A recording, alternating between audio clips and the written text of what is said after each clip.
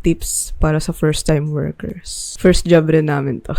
Dito sa Blue Shirt. Always arrive early. Actually, malapit lang dito sa office. Pero, for some reason, nalilate ako every time.